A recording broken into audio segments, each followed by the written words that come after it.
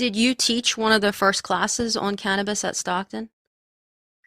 I was there actually the first semester after they started. So Wow. Dr. Sadia was the one that did a lot of the curriculum and started the process back in about 2016 because you can imagine it has to go through a lot of hands to be approved. You have to decide what department it's going to be in, what classes you're going to offer, and they were a pioneer. So I they was had, going to they had a say lot of work to do. yeah, I was just going to say that's really visionary because, at that point in time, as you've already said, although other states were moving towards decriminalization and legalization, it was down the road a bit for New Jersey.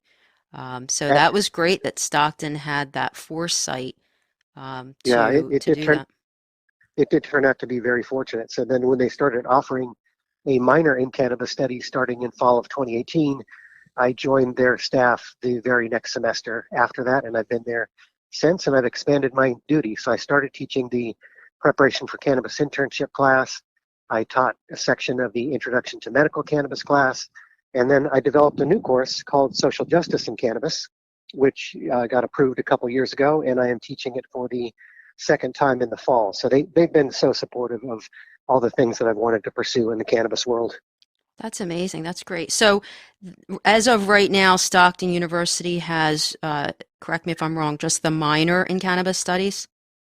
That's correct. And the Okay. reason we did that was because we wanted to let students pursue whatever major that they wanted to, but then also give them a very good baseline of cannabis knowledge so they could then go into the cannabis field if they wanted.